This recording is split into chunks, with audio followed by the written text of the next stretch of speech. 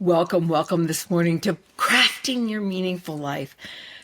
I know I say this every time, but if you've ever watched one of my podcasts, this is the one to watch. And the reason being is because of my guest today. And as you can see, the setup's just a little bit different. Usually there are my chairs I sit in all the time. And but I have a live guest who came to my home. And we're just sitting here, and I want to share our conversation, our love for each other, what she's doing, and how this is going to transform my life and your life. And it's a little daunting to think at age 72 that I'm going to be transformed. Again. But that is what's ahead. Please welcome with me my beautiful, beautiful friend, Deonne Johnson. Thank you. Thank you for having me, and thanks for that beautiful introduction. Oh my gosh. So where did we actually first meet? Was it up at the Fight Against Domestic Violence piece? No, was it the 40 over 40? Oh, sure. Which 40 was over 40. less than a year ago. Yeah. And when I heard your story of hiking Kilimanjaro, and I knew I had a picture of me in front of Kilimanjaro. Yes. And just hearing your story, a little snippet, I was like, I need to introduce myself to this amazing woman. And everything just clicked, right? It did. Yeah. It did. Yeah. Because I'm way over 40 and you're over 40. So we were just thrilled to be part of this Yes. group that was mainly 40-year-olds and some 50-year-olds. But Yeah. Representing yeah, I was well over 40 I was crowd. representing the over 70 group. So there you have it. But it was such a, when I look back on that was just a year ago. Mm-hmm. And how much has happened in both of our lives in that year. It's pretty phenomenal. Mm-hmm. So you reached out to me probably back in March about being on the podcast. And I was like immediately, oh, yes, here's the calendar, sign up. And now here we are 4 months later, you're finally coming on. But what has happened to you in those 4 months are now what we're going to talk about today. Wasn't what we were going to talk about before. That's kind of coming up, but now it's something different.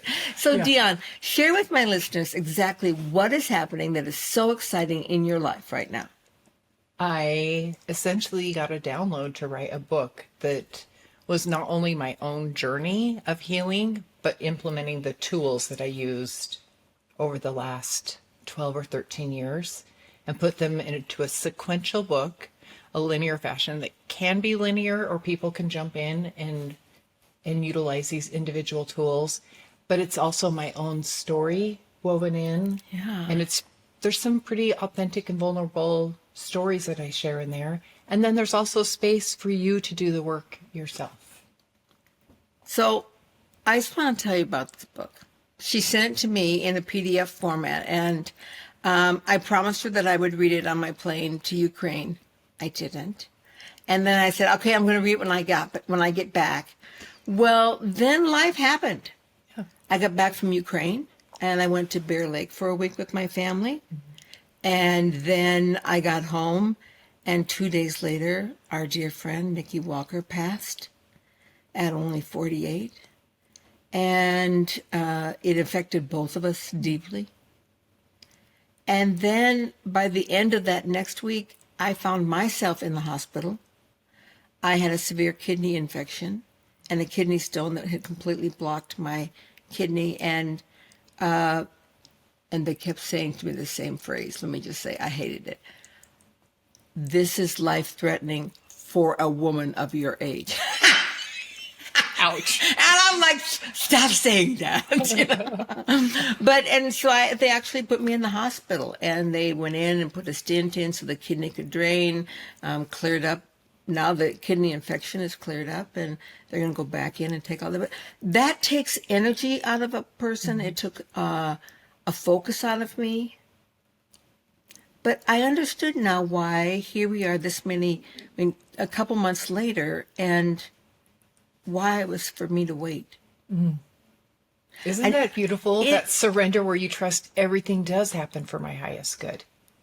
Yeah. If I had read it on my way to Ukraine, I would have read it in this view of pumped up, tiger by the tail, I'm doing what I'm supposed to be doing. All's well. Yes. And I would have read it like this. Okay, zing. Okay, great. Oh, I know my people will like that. Instead, I began reading it of this continual exhale. Mm-hmm. And what I learned from Nikki's death and my illness and being in Ukraine, all these brushes with death and struggle, that you never know how fragile life is. Mm-hmm. And I darn well better be doing exactly what I want to do, what I'm meant to do, which I think are the same. And surrounded by people that you love. Yeah. And value relationships, right? And that connection. And I never want to leave anyone again without having them know exactly how I feel about them and the value that they are in my life. I couldn't wait for you to come this morning. I couldn't wait to embrace you and hold you and just to say, I see you. Yeah. And I will never not see you again. Yeah. That hit a chord. Yeah. Because it's what we all want, is to be seen for who we are at the soul level. Right. And I think a lot of times that starts with seeing ourselves, who we are at the soul level. And so in the book, I mentioned mirror work, which is part of it. But I also think there's an opportunity to see the greatness in other people before they see it in themselves. Oh, yes. Because hasn't that been part of your journey? When somebody sees good in you, you're like, oh, well, maybe I can believe this about myself if you see it. Yes. I think everyone has that when enough people see something in you and you're finally, wow, maybe there is good. And now I'm in the piece of the journey, Deonne, where I can actually say, when they say, I see this in you and I want this and I hope someday I get to be, and I tell them this, whatever you see in me already lives in you, or you wouldn't see it in me. Yes. And they have that moment of almost like being starstruck, like, what? You mean I already have this inside of me? Mm-hmm. And every time they begin to tear up, mm-hmm. because for the first time, I have gotten to witness that so many times, mm-hmm. the first time when someone sees that in themselves. I love rhyming. So the way I've heard that is if you spot it, you've got it. Oh, I've never heard that phrase. If you spot it, you got it. If you spot it, you got it, girl. That's right. Now, not to say that all of you are women, but you know that most of you are. But I love all my 10% men that watch. Thank you very much. Yeah. All right. So I really want to talk about the book, even though that isn't what we were going to talk about. And share with our listeners the title of the book and where they're going to be able to purchase this. Yeah, so the book is called From Tired to Inspired. And there's this, I can't remember the exact name, but it's like this vibrational frequency spiral. I don't know if you've seen that. And at the bottom of the spiral, yes. or the funnel, right, is like shame and guilt, yeah. and those. And at the top is peace and bliss. And I thought, I can't get people from a 0 to 1,000. But when I was in the shower, I had this thought, but I've been tired, which is, probably 25. And I can get people to inspired, which is maybe 75%. Like, it's really the roadmap that I wish I would have had. So I'm sure, like, you get a lot of great thoughts in the shower. That's where a lot of my good downloads happen. So actually, I don't get it in the shower. I get it right out there in my garden, in the early mornings, just sitting in the peace and nature and playing my Celtic music. And I called it in. Some people, I'm sure people have asked you this, how is it these thoughts come to you? Well, to some extent, I call them in. Yes. I ask for them. Yes. I don't just say, well, someday if you ever feel like it, come visit me and let me know what life's about. I mean, I ponder. Yes. the meaning of time and the life's about. And you commit to taking action on what comes in. Yes. Because I think that's a big part of it, because I think sometimes of the relationship that I have with divine, similar to parents and kids, or maybe manager and direct report. And if you're giving feedback and nobody's taking action, at some point you're like, well, I'll start talking when you decide to like follow through on some of these things. So I feel like it's the same. You can get these divine nudges, you can get insights, you can get downloads. And if you don't do anything with it, then I think God is saying, well, when you're ready to take action, then I might talk again. You know, as a child, I felt I had a lot of downloads. And then I kind of quit listening. Mm-hmm. And I was just bound and determined to get that square peg in the round hole. And stayed there for such a long time until finally I didn't.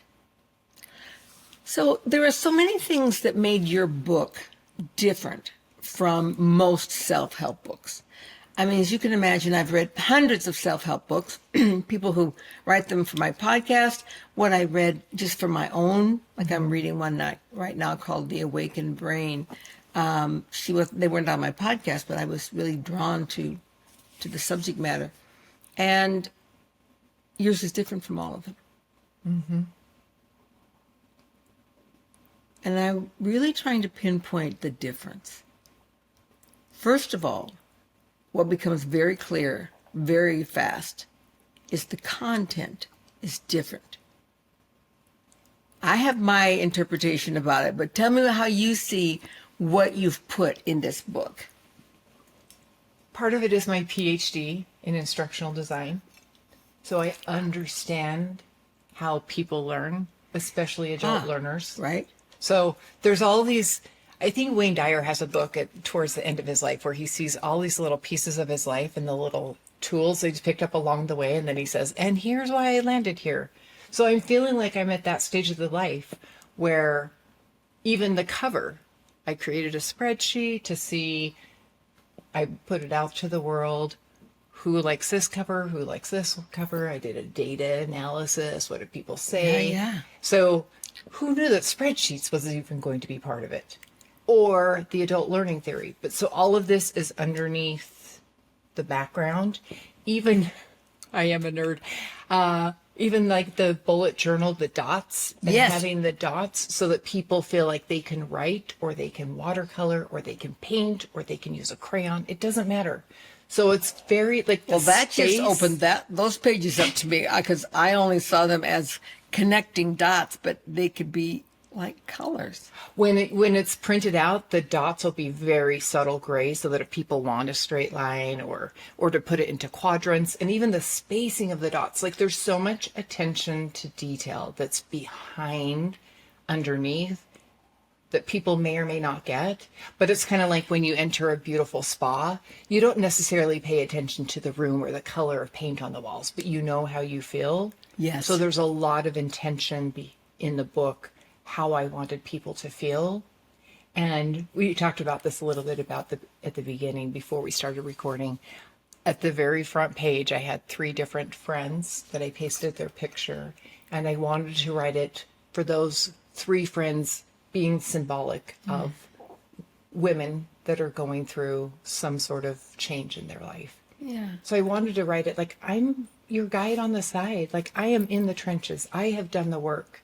And we don't need to be judgmental about this path that we're on. Here's what I wish a friend would have told me. You know, I think I mentioned to you that was what struck me as so different about this book.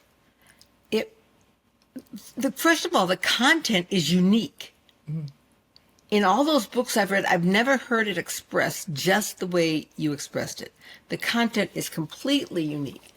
But then in addition to that, the way that you present the content, it was like you were sitting next to me and just guiding me through these questions and thoughts.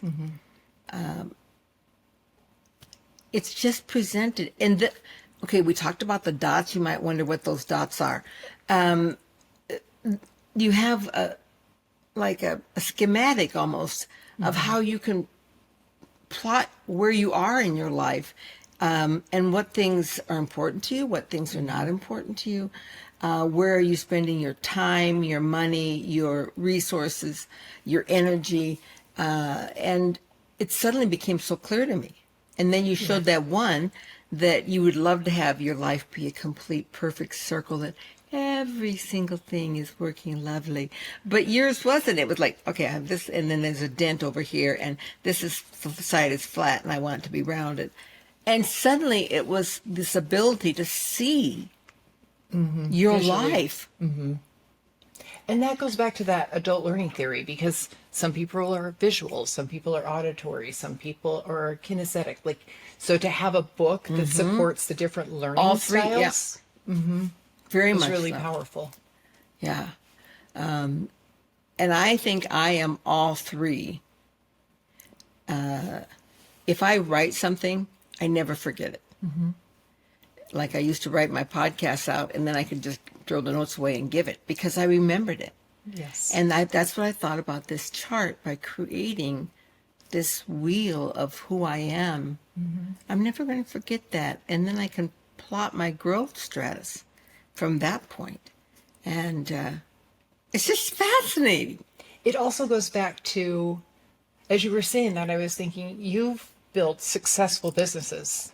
And so some of the strategies that I've implemented in my business world, whether it's my own business now or being responsible for all of the employees in my previous role at a large company and their growth strategy, right? We put these evaluation tools into our business life, but sometimes we forget we can do similar things in our personal life. Personal life. So what matters to me? And you mentioned this already, but is my time, money, calendar, my resources, are they supporting the things that I say are important? If not, then we're going to be in this disconnect and this misalignment within. And we wonder why we're not happy. Well, it's because you're not living according to your values. So let's start with, what do you find valuable? And it's different for everyone. It's Okay, not right let's or talk wrong. about that part. Yes. So you mentioned about finding the values that really value you. And I immediately knew which ones I thought I had been putting in my life that were of value. And then as I scrolled down the PDF, there was this like huge, I mean, I'm not just talking a little list. There was a huge list. And as I read through them, I thought, now how many can I choose again? Because so many of them, Yes. were of importance to me. But there were some things on that value list that I thought, I don't know if that's a value. Let me give you an example. So, like service, love, joy, I'm just to name a couple that are on there. And then family. And I asked myself, is family a value? What do you think on that? Or is family something you do because of your values? I remember listening to a podcast by Brene Brown, and family was We one know of her. those. We love her. Yes, she's amazing. And she was struggling because family's important to her. And just because she didn't choose that as her final 2 or 3 doesn't mean that she doesn't find value in the relationships with her family Yeah. or her friends or whatever. But was that her top 2 or 3? I mentioned in the book, adventure is one of mine. Yes. And if I don't have adventure in my life, which can be travel or it can be cooking a new meal, like it doesn't have to be this thing that's so grand that other people feel like they can't have adventure in their own lives. For me, I know that if I have something that's helping me expand and grow, which is often adventure, then I'm living in alignment with my own personal values. And of course, I value family. I've got 4 kids, and I would do anything for them. And I get to take care of me first so that I'm a more full and complete person. And part of that is adventure. And then another part is impact, which is why I wrote this book and why you and I are talking. Because we like to have impact. Yeah, I want to share. My mess has become my message. I you love heard that. My before? mess has become my message. I love that. I think I live and breathe that all the time. Yes. And we get to share that because of that other great value of vulnerability, which is Absolutely. right at the top for me, to be able to be willing to be naked in front of people and to not be perfect. And there was just such clarity in your list. And then, so I didn't feel guilty by not choosing family as one of my top three, because it's because of my values that family then will be at the top of my list in terms of action, money, and all those kinds of things, because of my having service be one of my key pieces, joy be one of my key pieces. Where do I find the greatest joy? And it's like with my family. Right. Right. Yeah. Oh, God. So much. So, your book is coming out. This show will come out, and then the book comes shortly after that. Yeah. Will they be able to find it on Amazon? Yes. Yeah. It'll be released on Amazon. Okay. So I want to include a link of where they can, at the end of this, and it probably won't be your Amazon link by then. It'll be, would be to your website? Yeah. To my website, and they can hop on a waiting list. Okay. I love that. That'll be great. If I've ever recommended a book, is it for me. Now, I haven't finished her book, but I read enough of it to know that I'm going to finish it, and I'm probably going to finish it before this is published, because there's just so much there that I don't want to wait for. Tell my listeners a little bit about your background and what led up to, I'm going to write this book. Yeah, that's a great question. Probably a good time to start. I don't know why this feels like worth mentioning, except that when I step into the unknown is often when the bridge shows up. So I think of that Indiana Jones yeah. thing. That has been such a metaphor for my Yeah. life. So after I graduated from college, I moved to Hawaii, one-way ticket, 22 years old, and thought, I want to live here for a chunk of time. And I ended up living there for 2.5 years. But it was such a declaration of, I'm going to stretch and grow, and I hope that bridge is going to show up and catch me. And so it did. At age 22, that takes something. Yes, yes. And there's been other things like that in my life, starting a PhD as a single mom with a 1 and 4-year-old. Oh, yeah. That took another leap of faith. And on paper, it didn't make sense. I already had a master's. I already could have provided for my children. But it just felt like the parting of the Red Sea, which was, that's cute that you think these other doors are available, but this is the path for you for this reason. What did you get your doctorate in? Instructional design, which is in the College of Education. Yeah, and so that really did play such a key role. As I read the book, I'm like, this is set up in such a way that it's so easy to understand. It's structured in a way that I'm moving from one process to the next. I almost knew instinctively what the next chapter was going to be about because it's set up so logically, the way my brain works. Probably the way all of our brains, Yes. not just my sick brain, but it's all of us. Okay. And also infusing my own stories, right? So that as people are reading it, they know I've walked the walk. Yes. I'm in the trenches with them. Even today, like we're still going through this evolution, right, of who we are. And people, that's why there's so many stories, so that we can learn from other people's stories, right? So to infuse that was really important to me as well. So you mentioned as a single mom, that meant, of course, you had a marriage.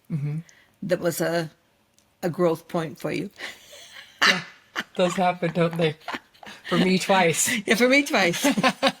I'll keep learning. Yeah. Yes. And I learned different things from each one. Yes. One took me 28 years to get enough cracks in my heart and brain to be able to go on with and make the next steps.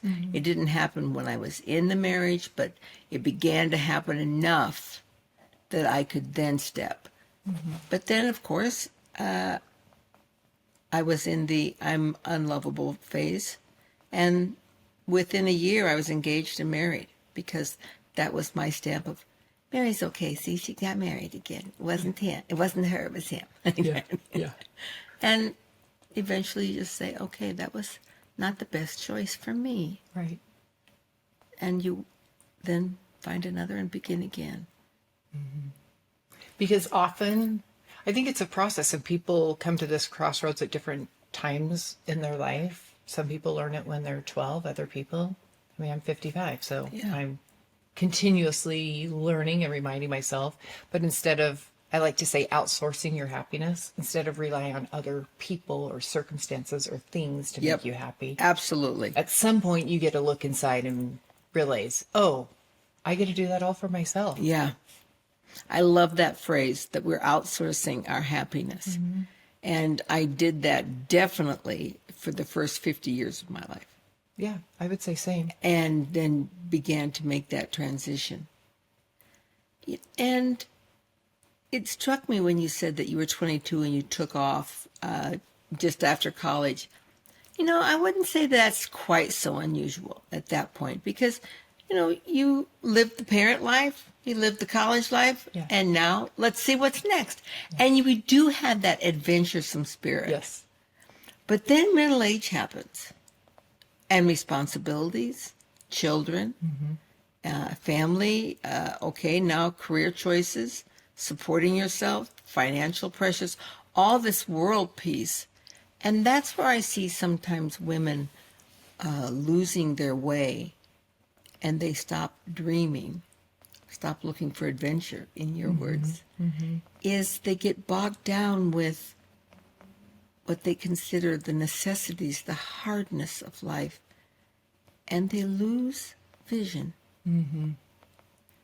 And in that area of 50s, I would say the majority, or at least half of my listeners, are in that phase. They're career people who are becoming empty nesters. And what it really is that this career is unfulfilling. My children are gone. I want to reinvent. I don't think I can. It's too old. I'm too dyed in the wool. And How it's too did- safe and secure Oh, and predictable. And people know what absolutely. to expect from that version of them. So how did you rediscover that one of your prime values is adventure? Because I'm always happy when I've got something that it's not even so much external looking forward to, but it's that adventure of, I know I'm going to grow, which is one of our core human needs. We want Yep. to grow Yep. and expand and have purpose. So adventure just happens to be the way that I experience that often, whether it's getting off a plane and I don't know a soul and I'm just going to figure it out. But like in Kilimanjaro in the middle of the Yes. night, I don't speak this language and I hope the guy's there with the sign with my name on it. And what will I do if he's not here? I'll just cross that bridge when I come to it. I mean, that sense of adventure. Yes. Yes. And also trusting in the good of humanity, trusting that you're going to be okay, trusting that you're going to be safe and cared for, that your guardian angels or whatever label you give, that divine protection, right? Yeah. That you're important, that you're cared for, that you're seen, that you're heard, that you matter. Yeah. So all of that is tied into adventure for me. It's not necessarily the one-way ticket to Hawaii or... It's not the adrenaline rush. Correct. Explain to me the difference between being an adrenaline junkie and someone who seeks adventure. I would just say it through my own lens. I'm not an adrenaline junkie, but I do seek adventure because of the growth that happens, because I'm getting out of my comfort zone. Right. They say there's no growth in the comfort zone and no comfort in the growth zone. And that's true for me. I love and that. every time I stretch, then my comfort zone gets bigger. And that means I can take larger and larger risks, but not for the adrenaline's sake, but just because I want to expand and grow. And I think there's a strong correlation as I'm doing that. Like my heart expands too. Like I can love more because there's my comfort zone is larger. It's all intertwined for me. I love that. And it is that sense, and you will experience this, and then you will lift again. I know this is how you live, but when you retire, and then there's that sense of almost nervousness to keep your same shape and size in the world and in your eyes, rather than this just gradual collapsing into yourself. Mm-hmm. And for me, what I've realized in this last little bit and some of my lessons from your book and from Nikki, that I was really doing too much efforting at keeping my size and shape. And I don't mean physical size and shape. I mean my emotional size and my mental size and my spiritual size and shape. Not only for me, but in the community. And the realization that I had been using a lens of ambition was very humbling. Mm. And to refocus my lens to what really matters. Mm-hmm. So I went on a walk the other day and I saw hundreds of dragonflies symbolizing change. I'm like, oh, hi, okay, I'm glad you all came here to talk to me today. Thank you very much. Everywhere I go now, I'm seeing dragonflies just like crazy. And then I started your book, and I don't say this very often, but your book is going to be my guide. Wow. In this next phase of my life. And I know that the printed copy will come out shortly after this podcast. I can't wait. I'm going to just finish your PDF and just read it because it's what I need right now. Yes. And I guess maybe I didn't think adventure was part of my thing, but maybe it is that, okay, I've discovered all these new things post-retirement, but what is there really here? What's really next for me? Is it just continuing to do workout videos and just continuing to put out, how you can live an inspired life? Is it really about others? I'm actually circling back, Deonne. It's not about others. Even though others may benefit, and that may be something that I'm appreciative of, but it first has to be what's alignment for me. Mm-hmm. I know you talked about alignment in your book, and you said some things that really struck me about alignment and finding personal alignment. And can you share your thoughts on alignment and why that's such a critical piece? We're all so different, right? I think we're in some ways raised in a cookie cutter society that we should look this way, think this way, act this way. Oh, yeah. And that doesn't honor who we are at our core. But who are we at our core? Like, that's the first question, right? Yeah. Because I'm sure there's an overlap in our values and outlook on life, but we also have different ones too. Right. So asking that question, what matters to me first? And then, am I putting my resources, my time and money towards this? Yeah. What brings me joy? I would imagine, again, that you and I have an overlap. Like today on the drive down, I had the sunroof open and I was singing at the top of my lungs. Whenever I can have the sunroof open and the windows down, I'm that girl. Yeah. I felt bad for people at the stoplight because I was singing Sarah Bareilles loud. Oh, wonderful. Yes. But other people may not find joy in that at all. Yeah. So what does bring us joy? And that's another of the exercises in there too, right? Is to create your joy list. And for me, most of my joy things don't even require that much money. It's sitting outside in my backyard as the sun is setting and having a conversation with my kids. And Josh, if you listen to this, it's when you play the guitar, my cute little 24-year-old boy. It's things like that that don't cost a lot of money, but that really hit my heart. It's watercoloring. I'm not great at watercoloring, but I have to be fully present and just let the water and the color morph into its thing and trusting in the messiness of life. Oh, I love that. Yeah. So, Josh, just so you know, that doesn't end. My son is 43, and when they come for Sunday dinner, he plays the grand piano, and I just stop everything and come in, just put my hands on his shoulders and say, "Oh, thank you for filling our home with music, and I'd love to hear you play." And, you know, that doesn't end. You're probably going to have that for a long time. So as you think about this book and this work, do you see this as your great life's work, or what's next for Deonne? And there doesn't have to be anything next. Your focus might be right here, but I think you have a vision. I do. And this book is part of it. It was intentionally set with 12 chapters because to create a quarterly support so that I can bring a community of like-minded women together and talk about a chapter a week for 12 weeks. Or if people want to do in-depth and do it over a year. So I really see it laying the foundation for my coaching practice and workshops and speaking engagements. I love that.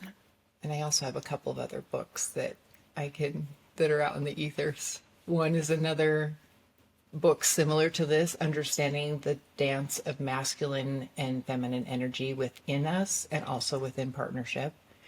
I've learned enough about that on my own that it's been very valuable to understand myself. Yes. And then the next one is a really fun novel. So Okay. yeah, it's fun to have enough time and space. Like when you talk about being in your garden, that's another part of it too. Like to give yourself that space, whether it's meditation, prayer, but you have to give yourself that space to even get the ideas. And so that's another reason I love travel, because there is no laundry to be done. There are no kids to take care of. I love all of my kids, but it also takes, focus and attention. But when I travel by myself, even driving down here today, I got a couple of little downloads that it was like, ooh, are you going to listen to that nudge? Yes, I am. I'm going to reach out to that person. And, Excellent. Tell me what you're doing now currently are you actively involved in coaching now? Mm-hmm. Tell me about that. I will. And also for the short term, I'm not going to take any additional clients. I'm going to wrap up with the ones that I have. Okay. Because it goes, and this was in the book too, if everything's important, nothing's important. Yes. I remember reading that and just thinking Yeah. that's absolutely right. So to do coaching and retreats and workshops and books and speaking engagement is too much right now. So my priority gets to be the book and then the workshops that will be utilizing the book as a foundation and bring a community of women together. I like that. And it goes back to my expertise in engagement and instructional design and how do people learn and they want to feel connected. Like just understanding humans and who we are and then creating that space and that structure to help support that learning and connection. It's my sweet spot, if I'm honest. It totally is a sweet spot. When you put this out, will you also put out an Audible at the same time or later? Yes. Either now or later. I love that answer. Yes. It's coming. It's been really sweet because as I've shared the advanced copy with a couple of people, I was in Kenya 2 weeks ago. Yes. And two of the women were reading it. And they said, I love reading it and hearing your voice read it to me, even though it wasn't in audible format as they were reading it. They were like, it's just like you're right here on my shoulder or in my pocket reading this. So it will be an audio version as well. And you'll read it? Mm-hmm. Yeah. Because it's my words. It's my story. It's your story, and no one else can read it like that. I think that's so wise and so profound to do that. And I also would, having had a published book, I would also recommend that you do it sooner rather than later. Okay. The Audible part. You can probably connect me with the person for that. Yeah, I know right where I recorded mine at, and just downtown here. But I waited. I waited 3 years. And so the initial push that you have with your book was over. And so I didn't really ever promote the audio part of the book. And I could have really put it out to more people, because I had a lot of people, and you will too, say, is it available on Audible? Yeah. Because, I mean, I read 4 books a month now because of Audible. where I used to read 4 books a year in my busy life. And so it's really changed that for me. And I think having both, it'll be like I'm in their ear to remind them of some of these truths and these questions.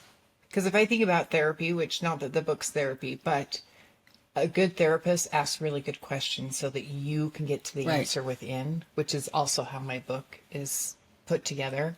So having the audible version where they can hear it, and then that they have the book that they can draw Yep. and And write. that's the critical piece that I think you do have to make sure you're clear with them. This is probably never going to be an impact book for you if you only do the audible. There's so much content that you have to see visually, like the dots that we've been talking about. Yeah. If you don't see that visually, you're not going to connect the dots. You're not going to understand like why that matters. And so I do think that's a critical piece. And I don't think it matters which you do first, the chicken or the egg. But I know that if you listen to the audible, you'll want the printed copy for sure. Yeah. So when you started this whole project and you had these visions of what you want to do next, I know the visions for your life do not just include writing additional books. What do they include? We've talked about even leading a retreat together because we're both involved with humanitarian work. Yeah. I've been leading humanitarian retreats for the last 13 years, usually one or two a year.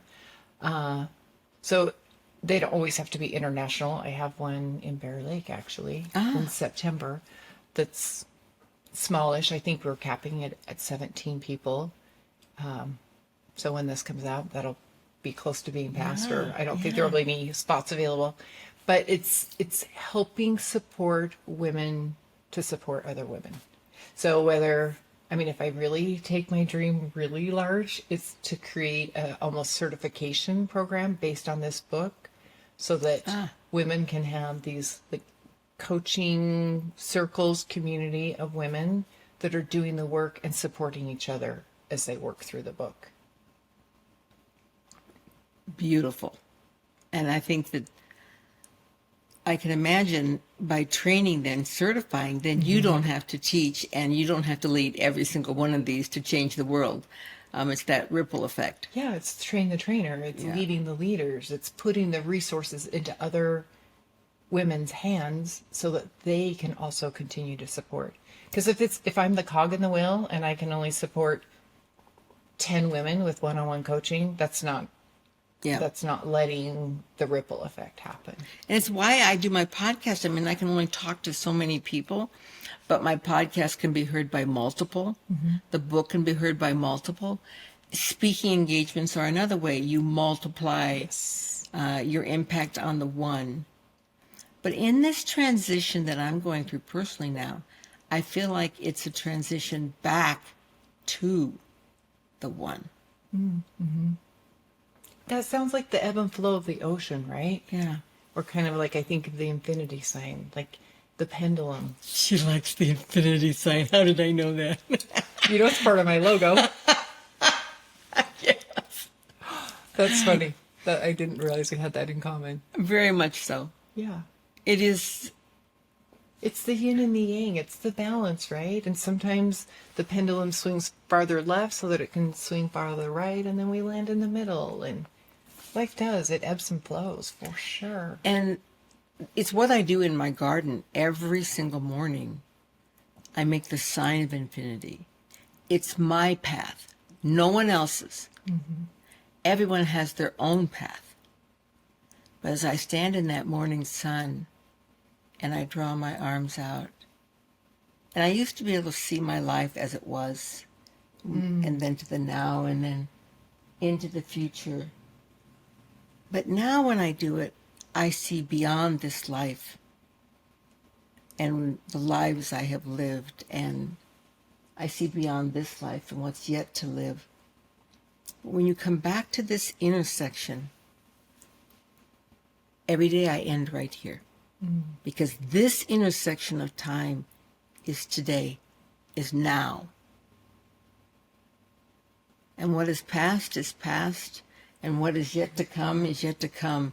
But the only thing that truly matters is what I'm doing now. Mm-hmm. And so it gives me that moment to just think about the now and what I'm doing and what matters today. Mm-hmm. I learned this lesson on Kilimanjaro in a big way. On that last day, when I just was like, I can't do this. Can they get a helicopter up here?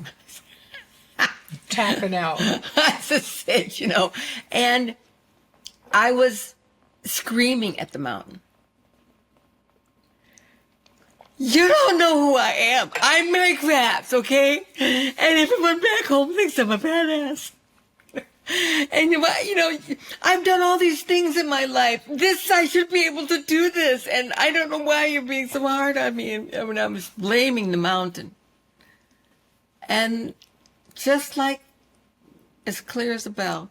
And I was hiking alone at the time, climbing, and I had a guide with me that didn't speak English, so I could say what I needed to say without him rolling his eyes, which he did about me anyway. And the mountain said back to me, I don't care. I don't care what you've accomplished in the past and who you think you are. The only thing that matters to me is today, is right now. Mm. This is where the rubber meets the road, today. What are you going to bring today? Right now, in this footstep.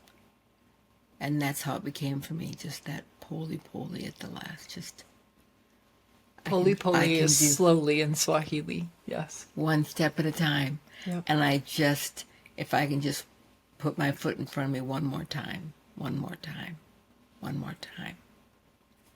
And the first time my guide said to me, look back. And I looked back over my shoulder and I saw the sun coming up. Mm. And I realized I'd been walking for 6 hours, climbing for 6 hours. And I calculated how long it was to the top. I'm like, we're going to make it. I'm almost there. Yeah. I only have another 2 hours and I'm going to be on top. And that exhilaration, suddenly I wasn't tired anymore. That realization that you're going to make it. That's what I think your book and our lives want to give to others. Mm-hmm. The belief, yes. The hope that you're going to make it, that it's possible. Yes. And here's an archetype that you can use to find your way when you're lost. And to find your way, right? Not the way that somebody else tells you. But here are questions that you can ask yourself to make sure that you're living your life. These are the questions that I wish I would have had in a succinct little book. Right. To ask myself the questions. What is it that I want? What do I get to do with my one wild and precious life? Yeah, right? I love that.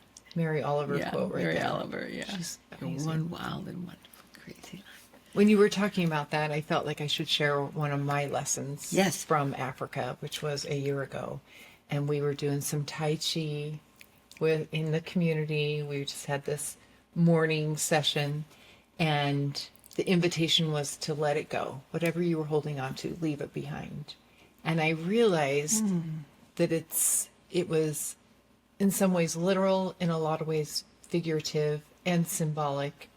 And I was holding on to what I would say is my own shit. Not recognizing that if I actually let it go, I was holding on to it because I didn't want to bother anybody else with what I was carrying. And I had the epiphany. Say that again. You were holding on to it. Why? Because I didn't want to bother anyone else with it. It felt like I'm the one that's either made these choices or held on to these beliefs or whatever the garbage was in my backpack. And I had the epiphany of, what if my shit is fertilizer that the earth actually needs. For someone else's growth.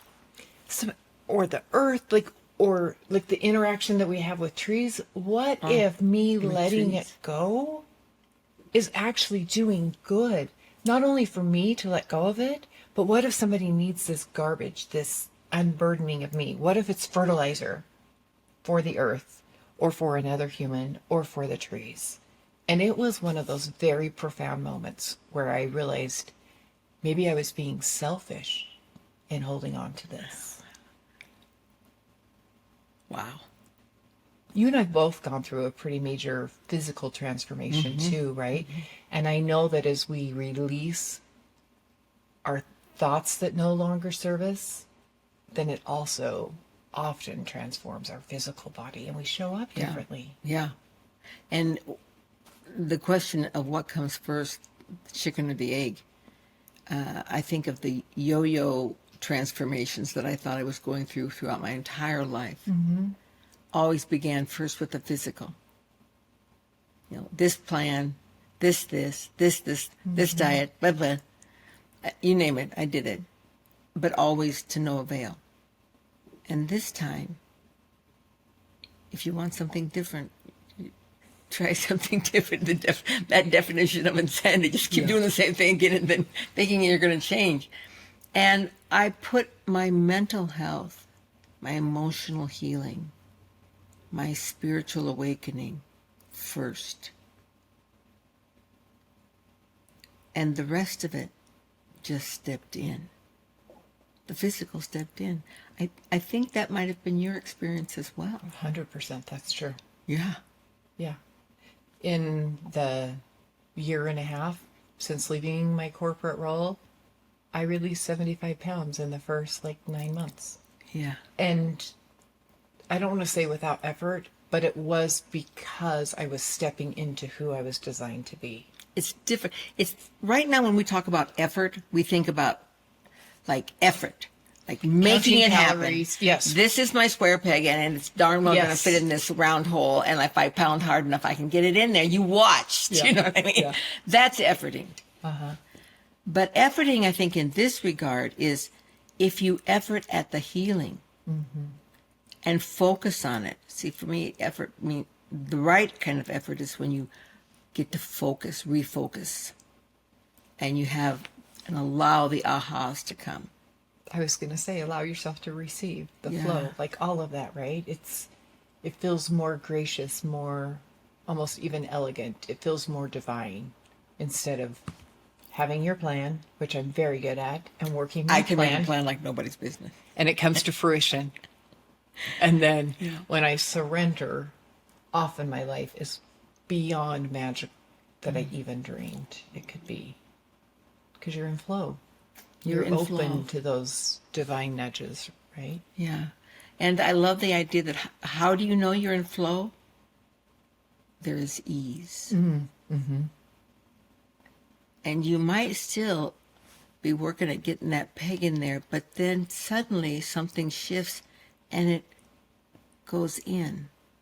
Something morphs and you're able to do that in ease. I love thinking of my life in ease, in flow. And to be open for the synchronicities, right? I think back to you and I met in September, and then I saw you at a Christmas party Yes. in December, right? And reconnected with you then, and you were like, yeah, you should be on the podcast. And then, I'm like, yes. yes, oh, thank just you. like Yeah, that- even our relationship and friendship and how that has just, it's been flow.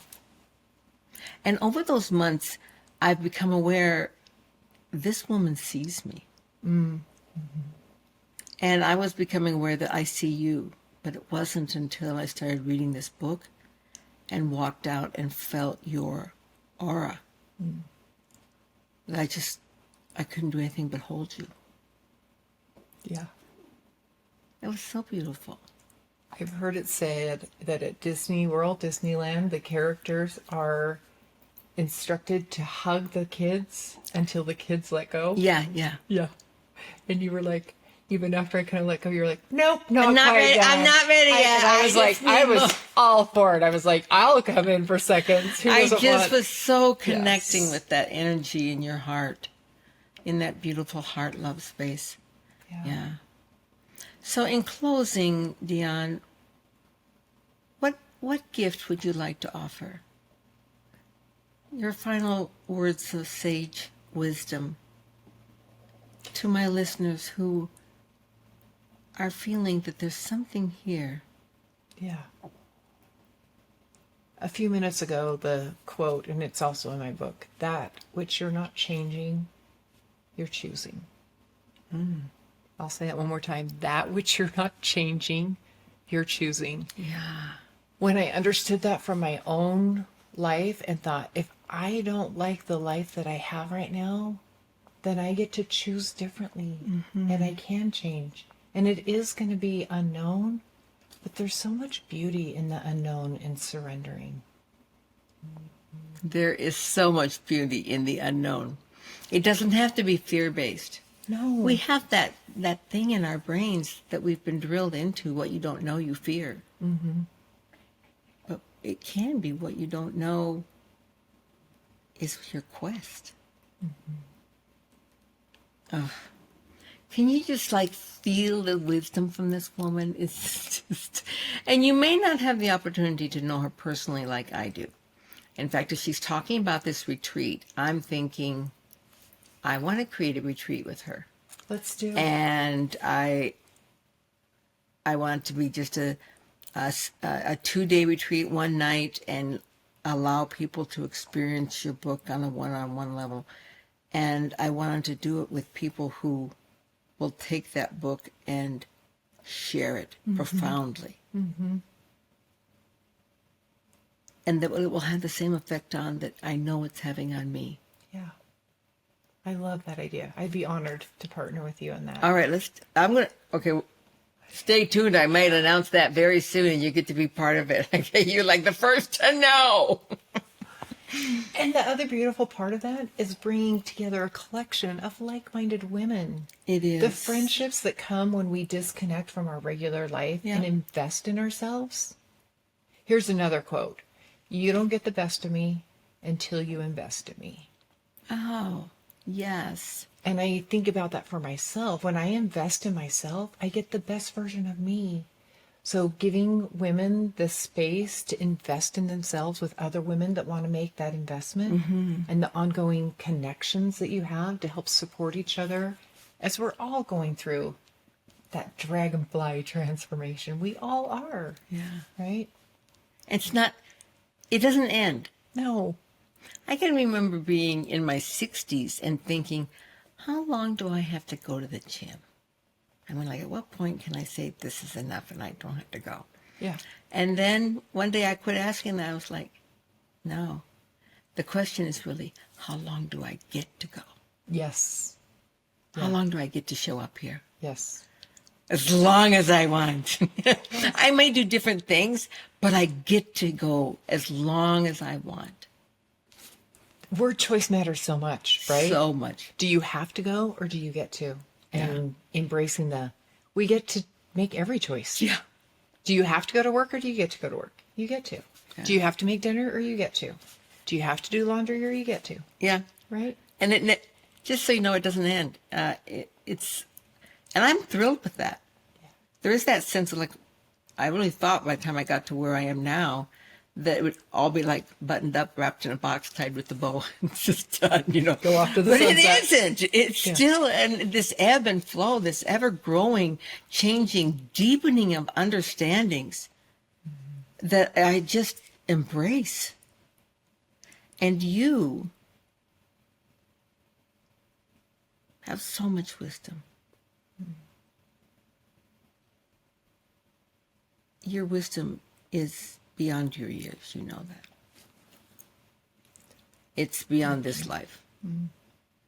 It's brought with you from another and gleaned from those yet to come. And you get to manifest it here. So thank you for being on my podcast. Thank you for being on the journey with me. Okay, stay tuned for more. Come to the retreat. Come to the retreat. Let's do that. Buy the book, listen to the audio, and walk with me through this journey that I've decided to be on. That it's my changing is not going to end. I get to continue to evolve. I'm not made of stone. I'm made of this fluid, and they say that's how you really can change how fast you age, is how elastic you are with your cells, your brain, your heart, that you're still, and you don't become rigid. I think that ages a lot of people, the rigidity. And so, like, let's get jelly, kids. Let's get jelly belly. I love it. Thanks for being here. Oh my God. She's like the amazing one. And remember, till next time, you can every single day. Each day is what matters. You get to craft this meaningful life. You don't have to stay where you were. You don't have to live in the future like someday I get to. It's today. You get to craft today and bring your very best self. Deanne and I are standing with you. 100%. Namaste. Thank you. Namaste. Crafting a meaningful life.